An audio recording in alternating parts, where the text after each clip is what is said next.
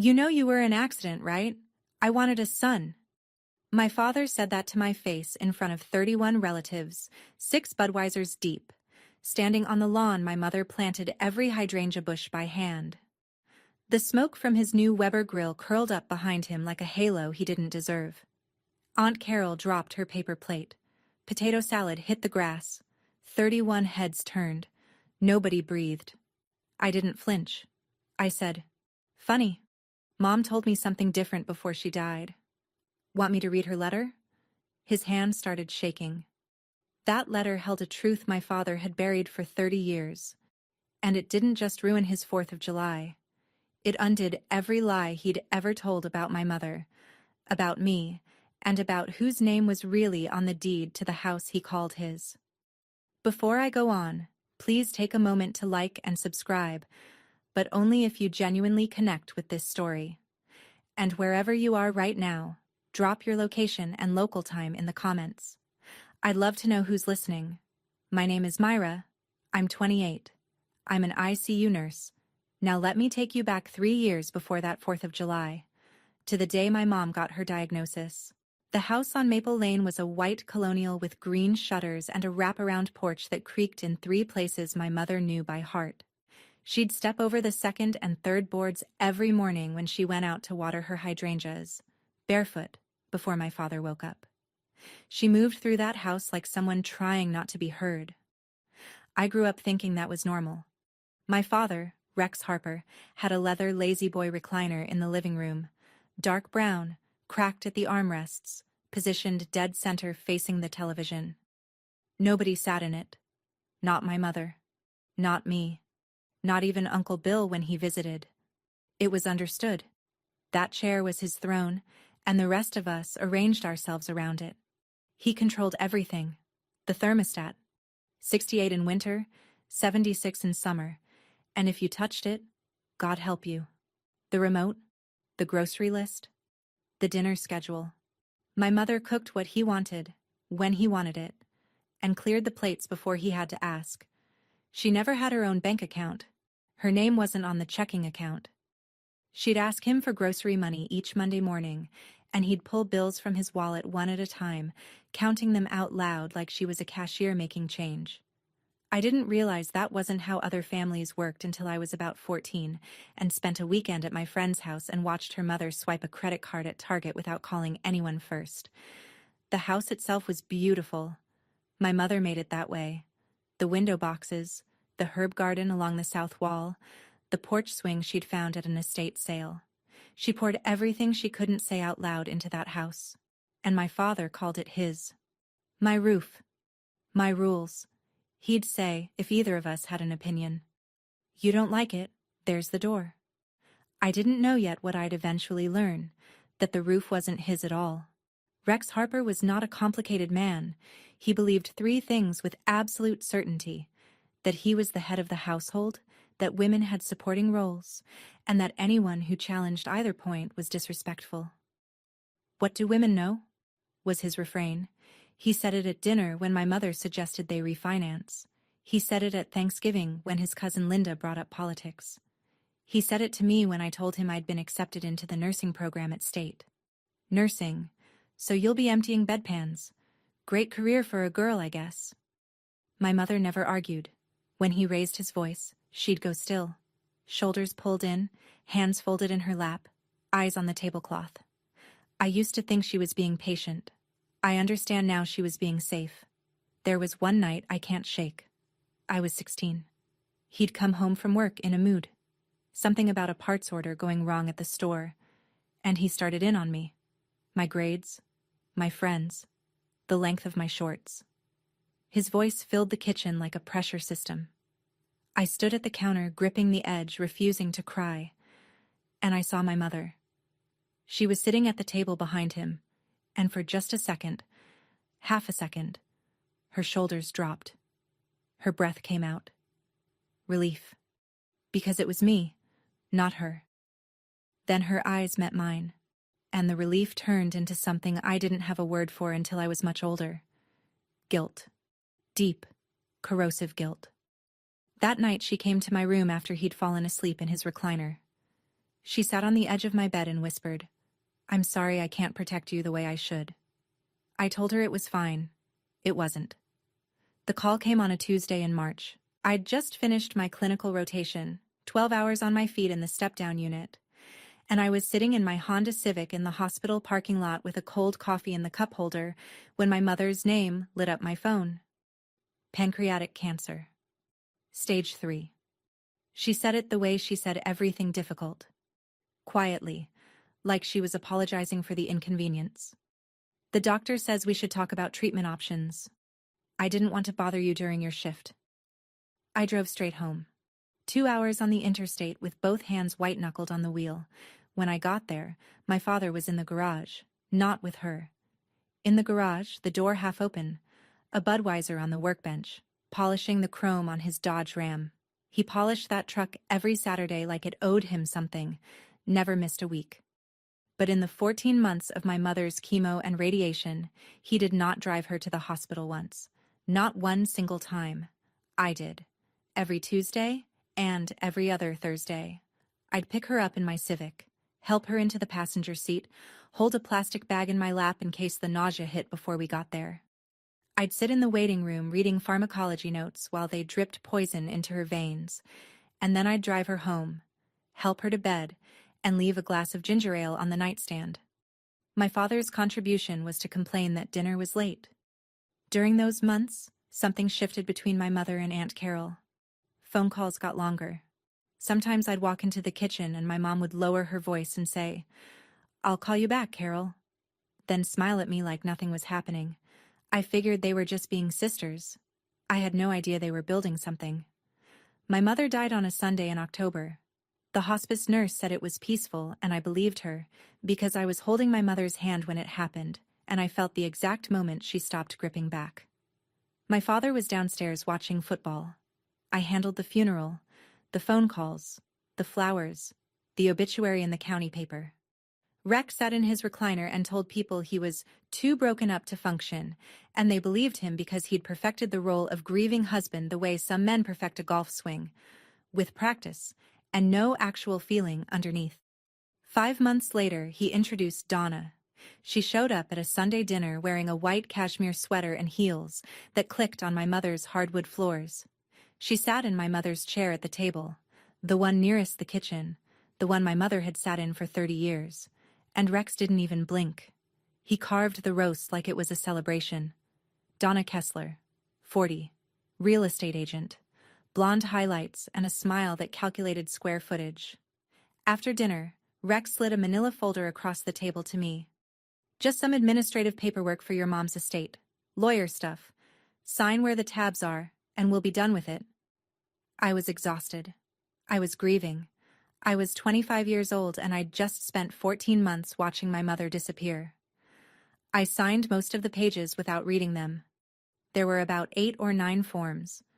I got through 6 or 7, and then my pager went off. Night shift. ICU. A patient coding. I left the last pages unsigned and told him I'd finish next week. One of those unsigned pages was a quitclaim deed. I didn't know it then.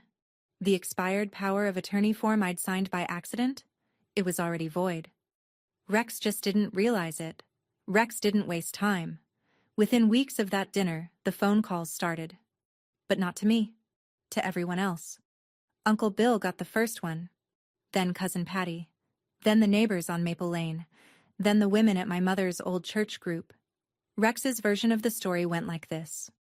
His daughter, whom he'd raised and sacrificed everything for, had abandoned him in his grief. Wouldn't call. Wouldn't visit. Wouldn't even come to dinner. The truth was, I worked 4 night shifts a week and spent my days off sleeping or crying in my apartment. But truth doesn't travel as fast as a victim story told by a man with a deep voice and good timing. Uncle Bill texted me on a Wednesday night at 11 p.m., right after I'd lost a patient. My hands still smelled like nitrile gloves. The message read, "Your dad is alone, Myra. He lost his wife. Don't be selfish." Then a follow-up 2 minutes later, a link to an article titled "When Adult Children Abandon Aging Parents, a Growing Crisis." I stared at my phone in the break room and felt something I hadn't felt since I was 16. That old, familiar shrinking, like I was the problem. I typed a response. Deleted it. Typed another. Deleted that too. What do you say to an uncle who's known you your whole life, but has never once asked for your side of the story? I called Uncle Bill the next morning and tried to explain. The shifts, the exhaustion, the fact that Rex had never once visited me. Bill listened for about 45 seconds and then said, "He's your father, Myra. You only get one." After that, I stopped trying to explain. There's a difference between people who don't understand and people who don't want to. I didn't know yet that Rex was building toward something specific. That the Whisper campaign wasn't grief. It was strategy. I went back to the house on Maple Lane in April to pick up a box of my mother's things I'd left in the upstairs closet. Old photo albums, mostly, and a scarf that still smelled like her Chanel No. 5. The front door was unlocked. I let myself in and stopped 3 steps past the threshold. The living room looked the same. Rex's lazy boy, the TV on mute, beer cans on the side table. But something was different in the air. A different perfume. Something sweet and synthetic. I went upstairs. My parents' bedroom door was open. The wedding photo that had hung above the dresser for as long as I could remember. My mother in a simple ivory dress, laughing, her hand on my father's chest, was gone. The nail was still in the wall. In its place, Donna had hung a framed print of a beach sunset. My mother's vanity, the oak one with the oval mirror, the one she'd sit at every morning to put on her lipstick even when she was too sick to leave the house, was covered in Donna's things. Brushes, compacts, a bottle of Victoria's Secret body mist where my mother's Chanel No. 5 used to be. Donna appeared from the master bathroom in a terrycloth robe, toweling her hair. She looked at me without surprise. "Oh, your dad said you wouldn't mind." I heard Rex's voice from the bottom of the stairs. "Myra, quit snooping. This isn't your room anymore." I almost left. Almost just took my box and drove away. But I passed through the living room on the way out. And there on the coffee table, tucked under a TV guide, was a folder with a real estate logo on it, Donna's agency. Inside, a comparable market analysis for 414 Maple Lane. Estimated value, $280,000. He wasn't just moving on from my mother. He was selling her house. That was the first time I thought, he's not just cruel. He's planning something. 2 weeks later, Rex called me. First time in months he'd dialed my number instead of Uncle Bill's. "Come to dinner Friday," he said. "Donna's making pot roast." The invitation alone should have been a red flag. My father had never once asked me to dinner. He announced it or he expected it. But he didn't ask. I went anyway. The table was set for 3. Donna had put out cloth napkins and a candle. Staging, I realized later, like she was showing a house. The pot roast was fine, the wine was cheap. My father was on his best behavior, which meant he only interrupted me twice. After the plates were cleared, Rex reached behind his chair and produced another manila folder. Same kind as before. He placed it between us on the table, square to the edge, like it was nothing. "The lawyer said we missed one form from last time. Just transfers the property title into my name for estate management. Standard stuff." I opened the folder. 1 page. The heading read, "Quitclaim deed." Below it, in plain language, transfer of all right, title, and interest in the real property at 414 Maple Lane, from estate of Ellen Whitmore Harper to Rex A. Harper. I read it twice. Donna appeared at my elbow with a pen. "It's really standard, Myra. I see these all the time in real estate." I looked at my father. He was watching me with that expression I'd seen 1,000 times, the one that meant do what I say and don't ask questions. "I need to have my own lawyer look at this," I said. His jaw tightened. "Lawyer? You don't trust your own father?" "If it's just paperwork," I said, "then there's no rush. I'll have someone look at it." I took the quitclaim deed, put it in my bag, and drove straight to Aunt Carol's house. Carol Whitmore lived in a brick ranch house 12 miles outside of town, the kind of place that smelled like coffee and tax returns. She was a CPA, had been for 25 years, and her kitchen table had seen more W-2s than family dinners. She opened the door before I knocked, like she'd been expecting me.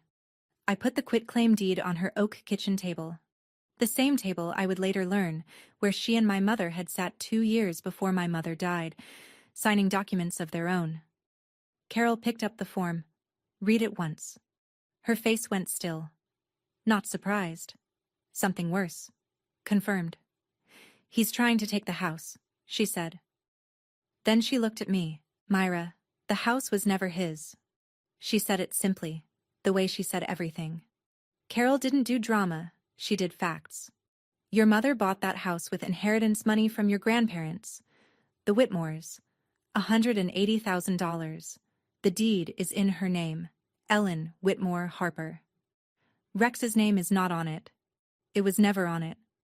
I stared at her. 30 years my father had called that house his. 30 years, Carol continued.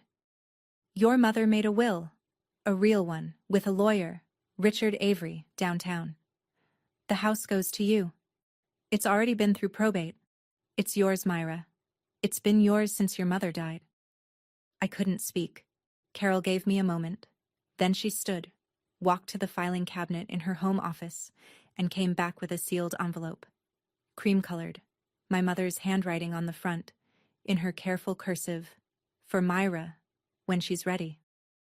Your mother left this too, Carol said. She told me to give it to you when you needed it. I think you need it. I held the envelope with both hands. Read it when you're ready, Carol said. But don't read it alone. I didn't open it that night. I sat in my car in Carol's driveway for 20 minutes, engine off, holding the letter my mother had written for me from the other side of death, and I thought about every time my father had said my house, my rules, and how my mother must have sat there listening, knowing the truth, saying nothing. She couldn't fight him while she was alive, so she fought him on paper. The next morning, I called the law office of Richard Avery. His receptionist put me through in under a minute, which told me he'd been briefed. He had a calm, deliberate voice, the kind of man who read every line before signing anything, which was exactly what my mother had needed. Ms. Harper, I've been expecting your call, honestly, for about a year now. He confirmed everything Carol had told me. The will was valid. It had been filed, entered into probate, and executed. The house at 414 Maple Lane, deed recorded under Ellen Whitmore Harper, had transferred to me upon my mother's death as the sole named beneficiary. The paperwork was clean. The title was clear. Your father has no legal claim to the property, Avery said. He can reside there as a guest, but he cannot sell it, cannot mortgage it, and cannot transfer title without your signature on a quitclaim deed. Which, I assume, is why you're calling. I told him about the form Rex had handed me. Avery paused. Then, I should tell you something else. About 18 months ago, before your mother passed, a loan officer at First Regional contacted me because someone had applied for a second mortgage on 414 Maple Lane. The applicant was Rex Harper. The bank flagged it because his name wasn't on the deed. They denied the application. My stomach dropped. Your mother found out, Avery said. That's when she called Carol. That's when we finalized the will and set up the trust. The trust. I hadn't even gotten to that part yet. $220,000, Avery said. Held in a revocable trust, naming you as beneficiary. Funded from your mother's separate inheritance. Mr. Harper has no access and no knowledge of its current balance. I sat in my apartment, the phone pressed to my ear, doing the math my mother had done when she was dying. A week later, Rex called again. 4th of July BBQ, he said. Whole family's coming. Bring that paperwork signed. I told him I'd be there. But I wasn't bringing his paperwork. I was bringing my mother's. 4th of July on Maple Lane looked like a postcard. My father had gone all out. Or rather, his credit card had. A brand new Weber Genesis grill sat on the patio like a chrome altar, still wearing its price tag tan line where the sticker had been peeled off that morning. Red, white, and blue bunting hung from the porch rails. A folding table ran the length of the backyard, covered in a checkered cloth, weighed down with coleslaw and corn and coolers of Bud Light. 31 people. I counted when I arrived. Uncle Bill and his wife Linda, holding court near the potato salad. Cousin Patty with her 3 kids chasing sparklers across the grass. Rex's co-worker friends from the auto parts store. Neighbors. Church people. The full arsenal of social pressure assembled on lawn chairs and picnic blankets under a cloudless sky. And Donna, standing at the head of the table in a white sundress and new sandals, holding a glass of Prosecco, laughing at something Uncle Bill said, playing the hostess in my mother's yard beside my mother's hydrangeas, under the string lights my mother had hung 3 summers ago. I came straight from a 12-hour shift. I was still wearing my scrubs. Seal blue, wrinkled at the knees, my badge clipped to my chest. I hadn't changed on purpose. Those scrubs were the only honest thing I could put on that day. Every person there knew what I did for a living. Every person there knew I'd been the one at my mother's bedside. The scrubs were my quiet reminder. Aunt Carol was already seated near the back, a paper plate balanced on her knee, sunglasses on. When I walked through the side gate, her eyes found mine immediately. She gave me one small nod. I had the envelope in my scrub pocket. Beside it, a folded copy of the will, notarized, and a printout of the recorded deed. My father saw me arrive. He saw my empty hands. No manila folder, no signed form. His smile stayed in place, but something behind his eyes went flat. "There she is," he announced to the yard. "I told her to come. She finally listens." By 5 o'clock, Rex was 6 beers in. I know because I watched him drink each one. It's a reflex from the ICU. You count inputs and outputs. You track vitals. You note the moment a patient crosses a threshold. My father crossed his threshold around beer number 4, when his voice shifted from conversational to performance. He'd positioned himself near the grill, the center of gravity, where people came to him. He flipped burgers with one hand and gestured with the Budweiser in the other, telling stories louder than they needed to be told. Old stories. Stories about his glory days managing the store, about the truck he'd restored in 2004, about the time he'd told off a county inspector. Man stories. The kind that started with I and ended with everyone else being wrong.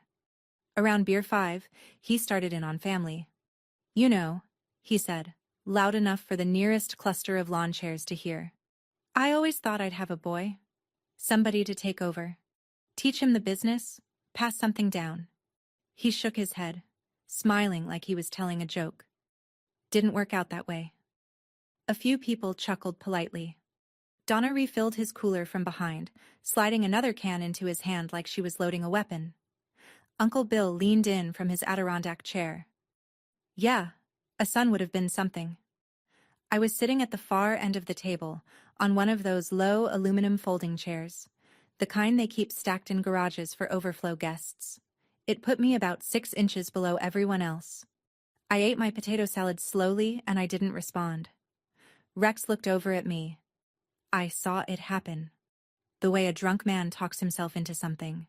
He straightened up. He cleared his throat. He took a long pull of beer number 6. And then, he said it. "You know you were an accident, right?" He said it standing. He said it facing me. He said it at a volume that cut through every side conversation, every child's laugh, every pop of a distant firecracker. "I wanted a son." The yard went silent the way a room goes silent when glass breaks. Not gradually, but all at once, like someone had pulled the plug on the noise. 31 people, every single one of them looking at me. My Aunt Carol's paper plate hit the ground. Potato salad, a scoop of coleslaw, a deviled egg. All of it in the grass. She didn't pick it up. She just stood there, her hand still in the shape of holding something. Rex wasn't done. "But your mother insisted on keeping you."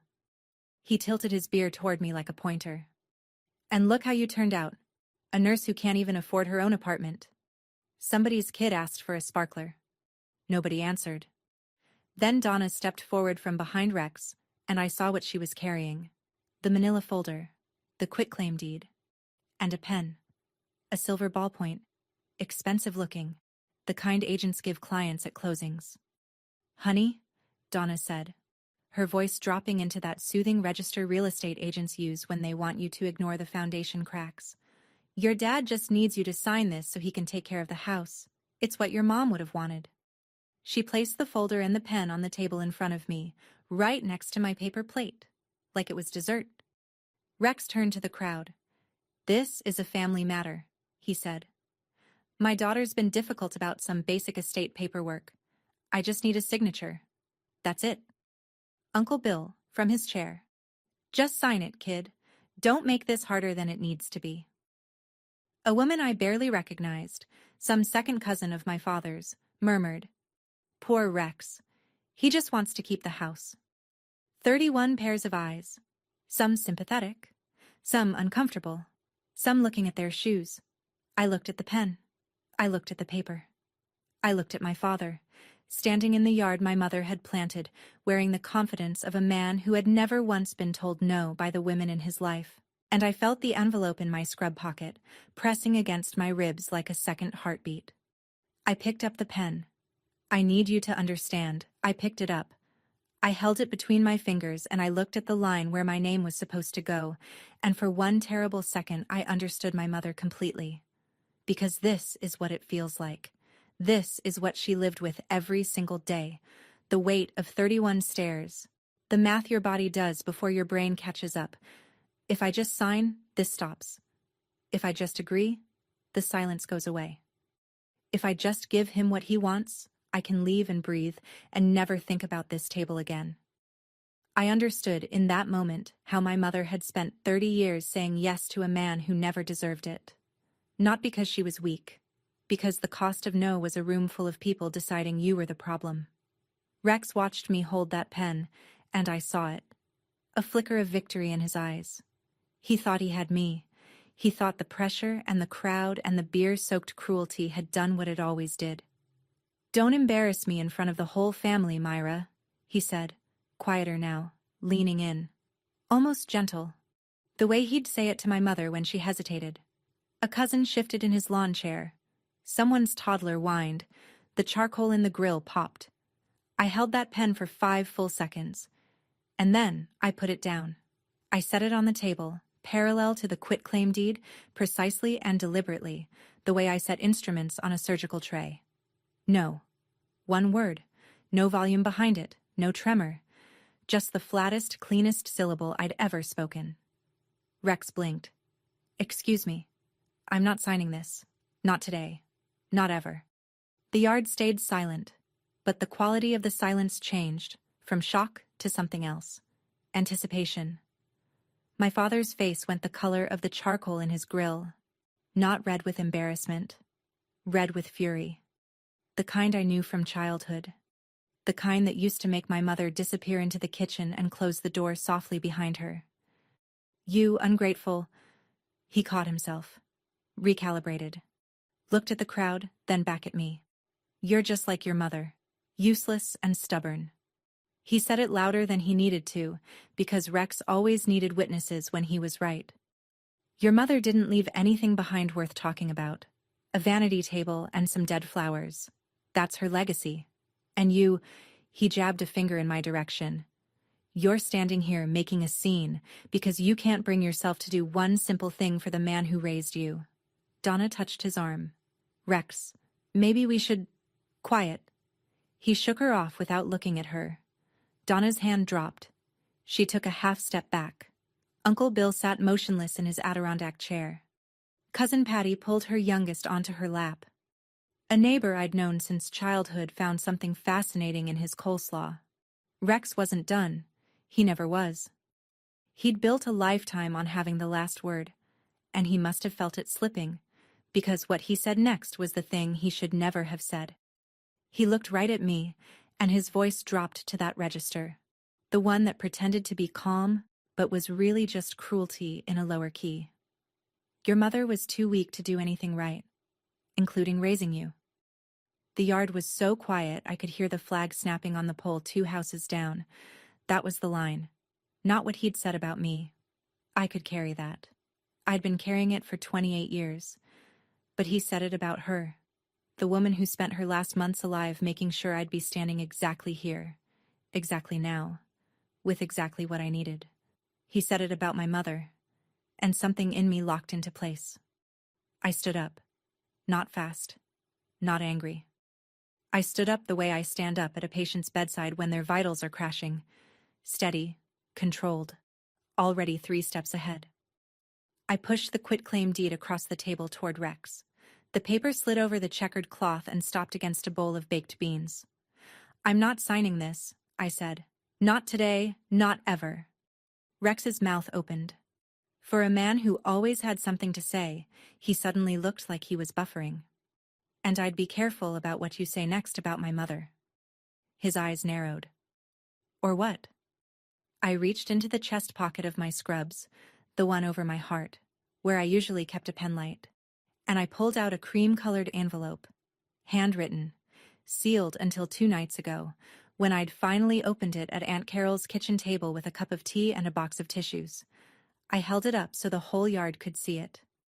"Funny," I said. "Mom told me something different before she died." Rex's eyes locked on the envelope. I could see him trying to calculate. What was it? What did she write? What could she possibly have said? "Want me to read her letter?" The yard held its breath. Rex's right hand, the one holding the Budweiser, started to tremble. Not a lot. Just enough. The aluminum can made a tiny crinkling sound in the silence. He knew. He didn't know what was in it. But he knew his wife. And he knew that a woman who'd been silent for 30 years doesn't write a letter unless she has something to say. I didn't wait for permission.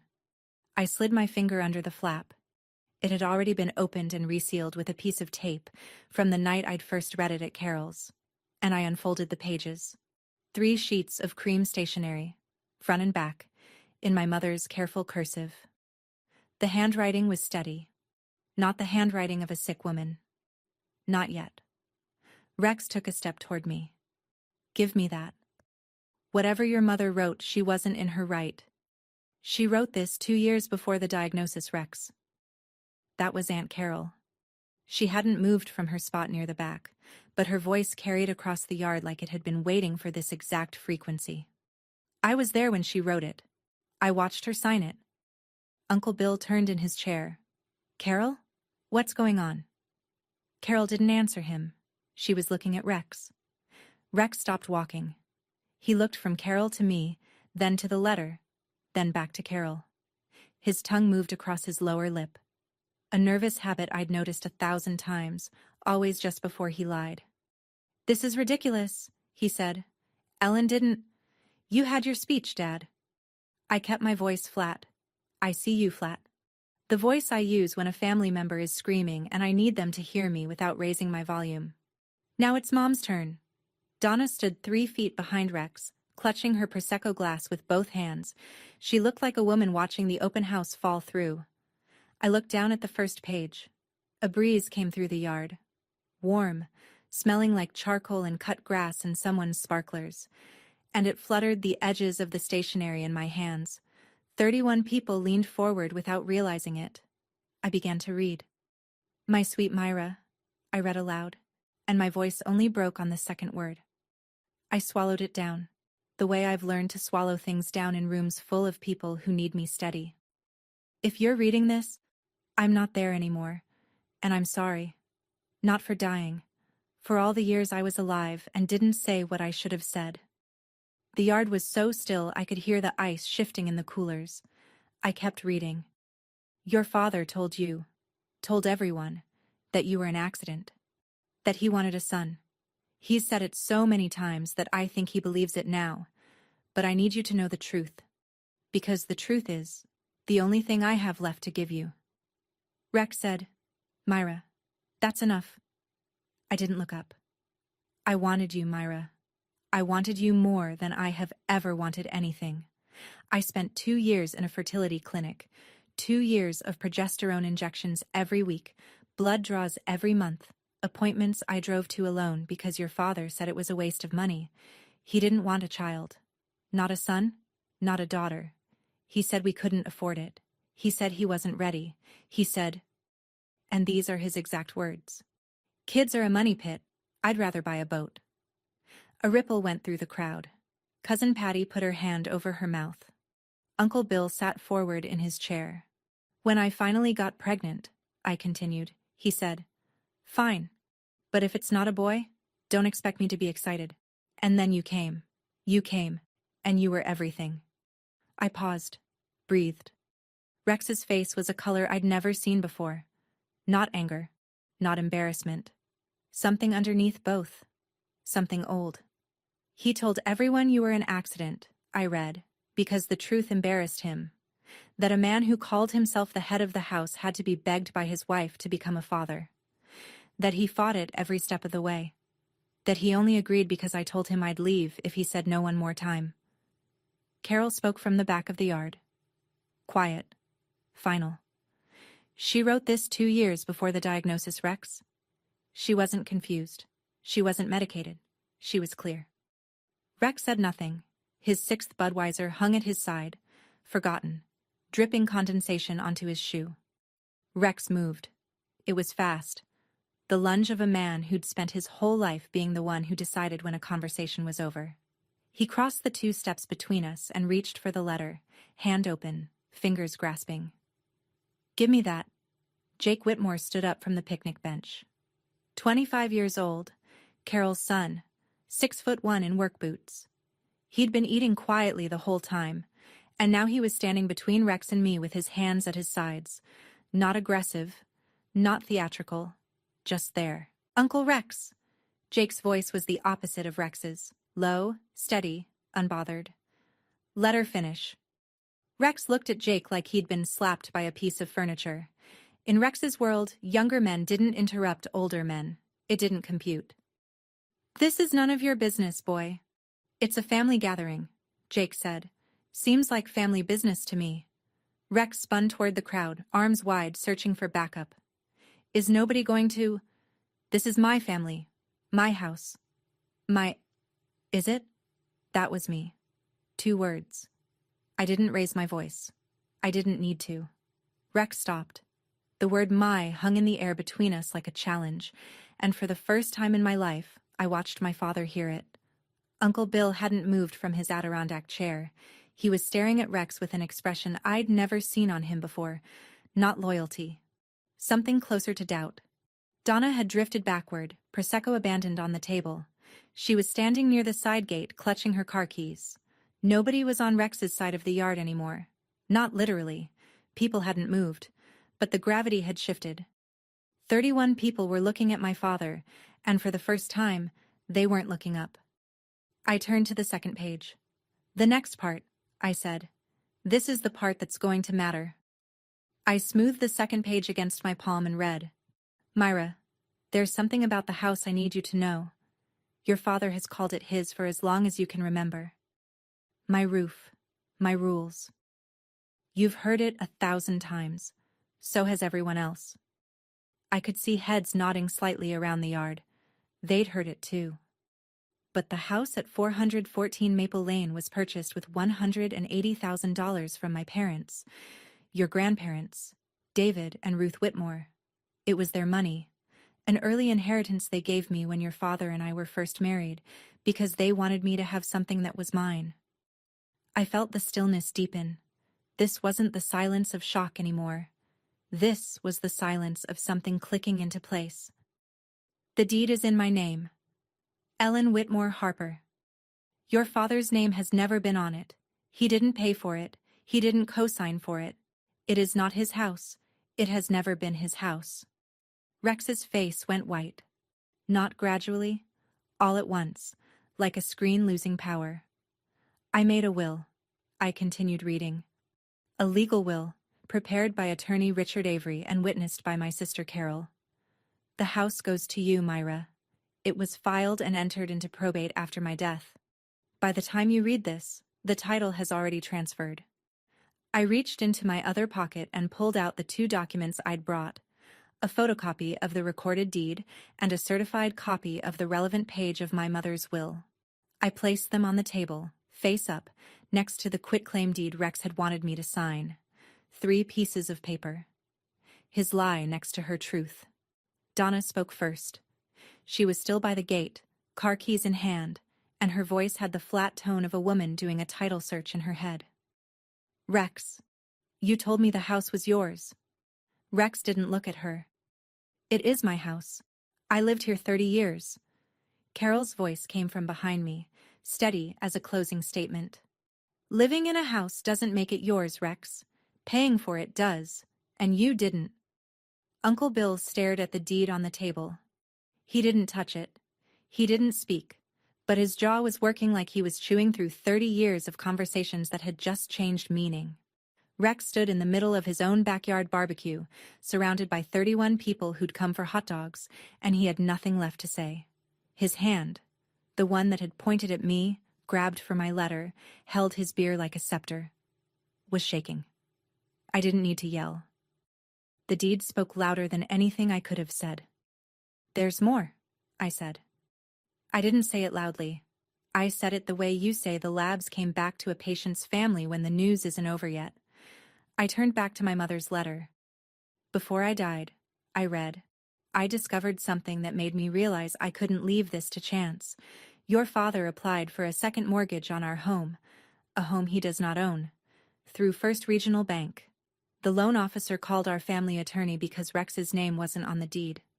The application was denied. I looked up. Rex was staring at me like I was reading his autopsy report while he was still alive. That's when I knew, I read. That's when I called Carol. That's when we went to see Richard Avery and made everything official. The will. The trust. This letter. Because if your father would try to borrow against a house he doesn't own while I was alive, I had no doubt he'd try to take it from you after I was gone. I set the letter down. The yard processed it in waves. First, the closer relatives. Uncle Bill pressing his fingers to the bridge of his nose, Cousin Patty whispering something to her husband. Then the outer ring. The neighbors exchanging glances, the church ladies going very quiet. And then, Donna. She was already halfway through the gate, but she stopped and turned back.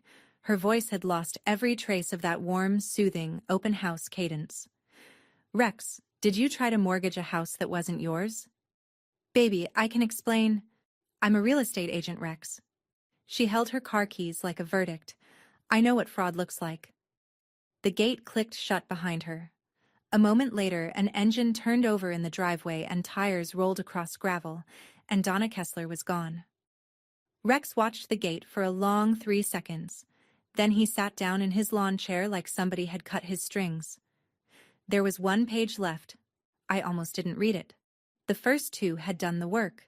The facts, the evidence, the architecture of a lie dismantled in public.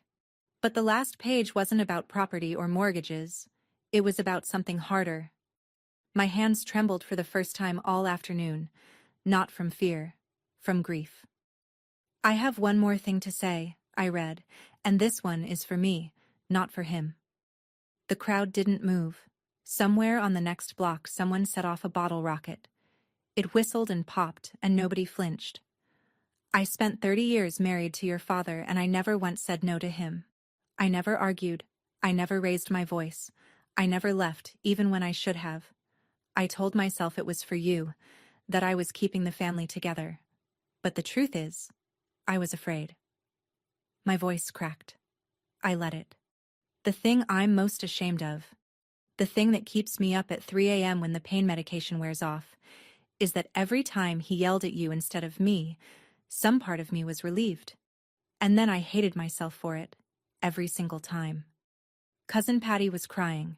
She wasn't the only one. Uncle Bill stood from his chair, walked to the edge of the patio, and stopped there with his back to everyone, hands in his pockets, head down. I can't change what I did and didn't do, I read. But I can give you what I never had. The house is yours. The trust Carol helped me set up. $220,000. That's yours too. That's my apology and my love in the same envelope. I read the last line slowly, because my mother had underlined it twice. You were not an accident, Myra. You were the thing I fought hardest for. Don't be afraid to say what I never could. You are allowed to say no. I folded the letter. 3 sheets of cream stationery, back into the envelope, back into my pocket against my heart.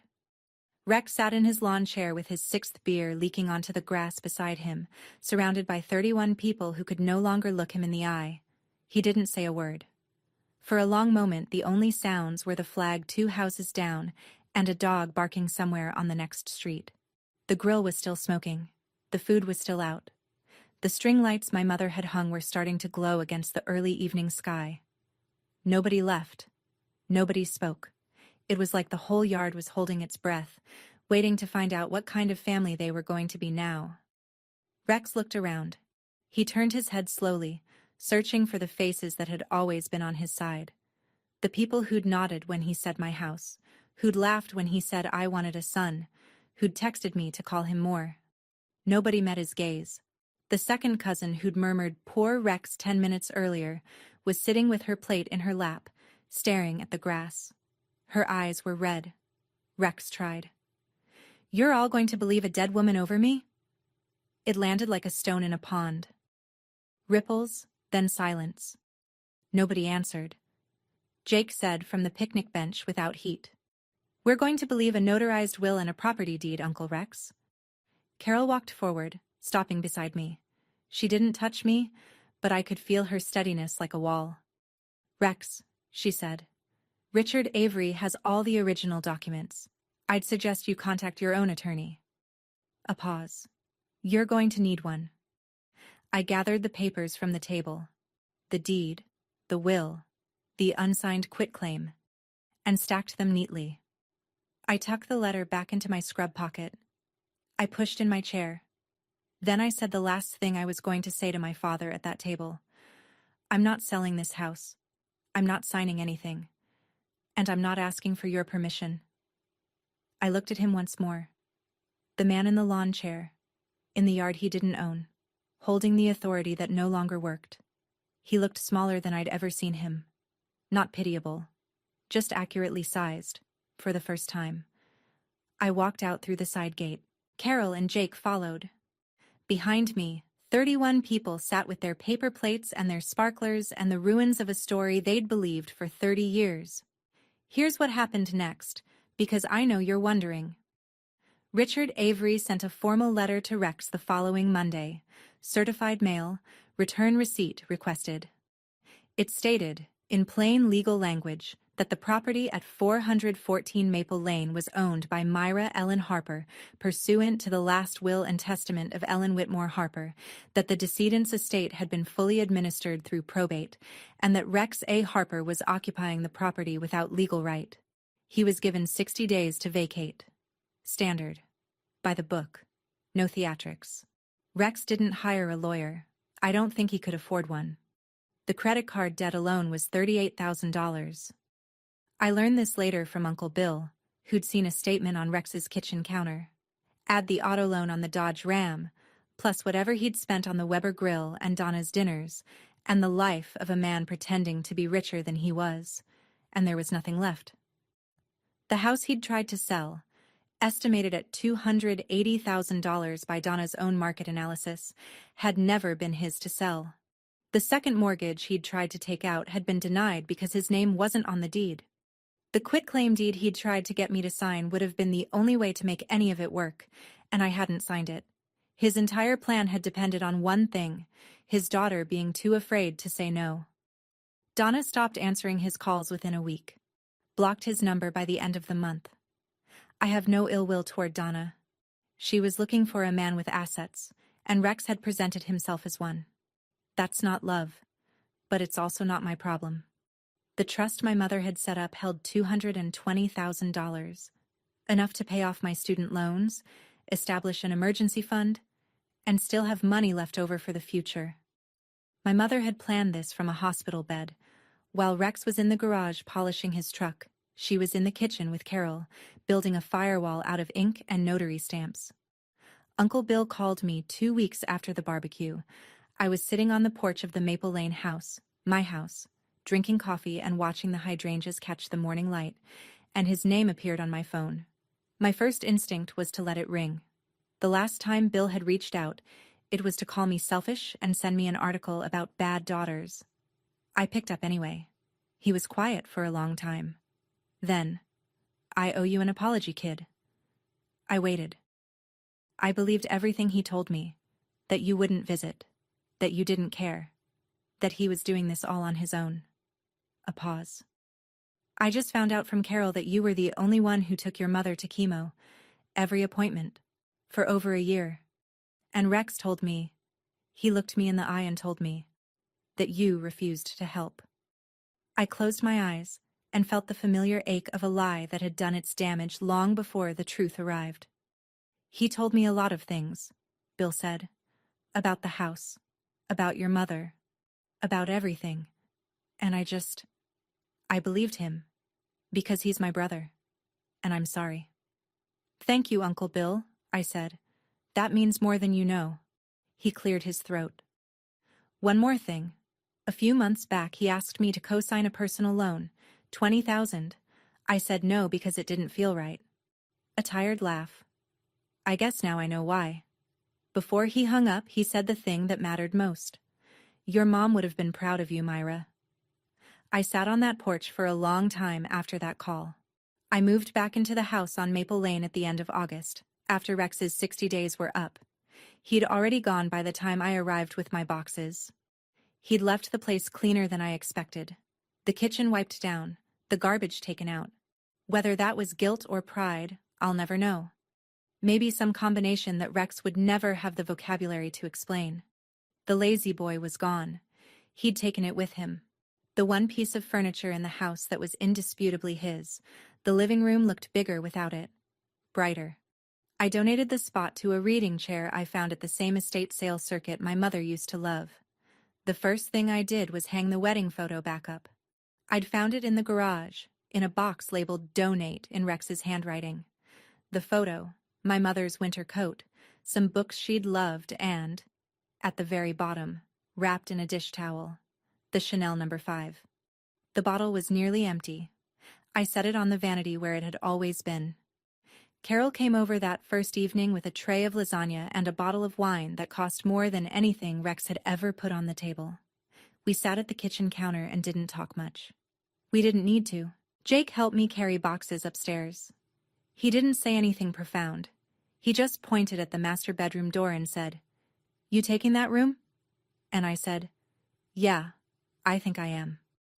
That night, I sat at my mother's vanity for the first time. I looked at myself in the oval mirror she'd looked into every morning for 30 years. I placed the letter on the vanity, leaning against the mirror. Then I went outside and watered the hydrangeas. I lived in my mother's house. Not my father's house. Hers. And now mine. Sometimes I wonder what would have happened if I'd signed that paper at the barbecue. If I'd folded the way he expected. The way my mother always had. If I'd become her for one more generation. And then I think, she wrote that letter so I wouldn't have to be. She spent her last good months making sure I'd have the ground to stand on and the proof to back it up. Is there someone in your life you've been afraid to say no to? Someone who's been telling your story for you, louder than you can tell it yourself? I'd love to hear about it in the comments. 6 months after the barbecue, I got an update on Rex from Uncle Bill. He'd moved into Bill's spare bedroom. He was working extra shifts at the auto parts store. Still assistant manager. Still resentful about it, but now without the safety net of a house he'd never owned to fall back on. Bill said Rex spent most evenings in the spare room watching TV on a small screen he'd brought from Maple Lane. He didn't talk much about the barbecue. He didn't talk much about anything. Donna had blocked him on everything. Phone, email, social media. She'd moved on to a new listing and, presumably, a new man with a verified deed. I can't say I blamed her. Rex hadn't called me. Not once in 6 months. I hadn't called him either, but I wanted to be clear about something.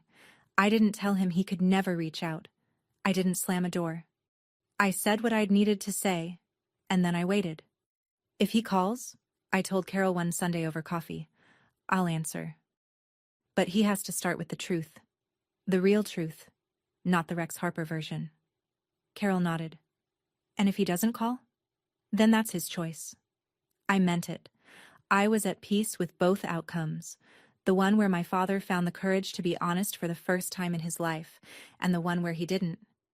Either way, I was standing in my own house, paying my own bills, sleeping in a room where the vanity smelled like Chanel No. 5, and nobody was going to hand me a pen and tell me to sign away what my mother had given me. People ask me if it was worth it. The confrontation, the letter, the barbecue. They want to know if I feel vindicated, if revenge tastes as good as they say. Here's what I'll tell you. I didn't do it for revenge. I didn't stand up at that table because I wanted to humiliate my father. I stood up because my mother asked me to. Not in those words, but in every word she wrote in that letter. She asked me to be the woman she couldn't be, and the smallest thing I could do to honor that was to open my mouth, when she would have closed hers. My mother lived 30 years in fear. She cooked his meals and folded his shirts, and sat in the passenger seat of her own life. And the one thing she couldn't forgive herself for was that she let him aim his anger at me, because it meant he wasn't aiming it at her. She wrote that in the letter. She didn't dress it up or make excuses. She just said it, plainly, the way she should have been able to say everything. I don't hate my father. I want to be clear about that. Hate takes energy I'd rather spend on 12-hour shifts and hydrangea bushes and Sunday dinners with Carol and Jake. What I feel for Rex is something quieter and more precise. A recognition that he is a man who was given a family and treated it like a possession. And when the receipts came out, he had nothing in his name. I learned something that 4th of July. Boundaries aren't selfish. Silence isn't always peace. And the people who tell you to keep the family together are usually the ones who aren't being torn apart by it. My mother taught me all of this. She just had to die first to say it out loud. And I think that's the part that hurts the most. This morning, before my shift, I went out to water the hydrangeas. It was early, 6 a.m., the light still thin and blue, the street quiet. I stood in the yard in my bare feet the way my mother used to, stepping over the second and third porch boards out of habit, even though I'd fixed them both in September. She planted those bushes the first spring after they moved in. Rex wanted to pull them out, said they took up too much of the yard, that he wanted space for a grill and a horseshoe pit. My mother said no. One of the only times she did. She stood in the garden with dirt on her knees and a trowel in her hand and said, "These stay." And they stayed. For 30 years, through every argument and every silence, and every time Rex said "my house" in front of company, those hydrangeas kept blooming, blue and purple and stubborn and alive. I think about that a lot. How my mother lost almost every battle in that marriage except the flowers. How she picked the one thing she was willing to fight for and held onto it with both hands in the dirt. She couldn't keep herself safe, but she kept the hydrangeas, and she kept the deed, and she kept the letter. I turned off the hose and stood in the yard. My yard. The house glowed white behind me in the early light. If you asked me whether what I did was revenge, I'd say no. It wasn't revenge. It was a promise my mother made me keep. I think she'd like that. That's my story. Thank you for staying until the end. I know it was a long one, and I know some parts were hard to hear. They were hard to tell. If anything in this story felt familiar, if you've sat at a table where someone tried to make you small, if you've held a pen over a paper you knew you shouldn't sign, if you've loved someone who couldn't protect you and forgave them anyway, I'd like to hear about it. The comments are open, and I read everyone. If this story meant something to you, please take a moment to hit like and subscribe. Not for the algorithm, for the next person who needs to hear that it's okay to say no to someone who raised you. And if you haven't had enough yet, there's another story linked in the description about a woman whose family tried to erase her seat at the Thanksgiving table. She didn't have a letter from her mother. She had something else. I think you'll want to hear how that one ends. I'm Myra. I'm 28. I'm an ICU nurse, and I live in my mother's house on Maple Lane, where the hydrangeas bloom every summer whether anyone gives them permission or not.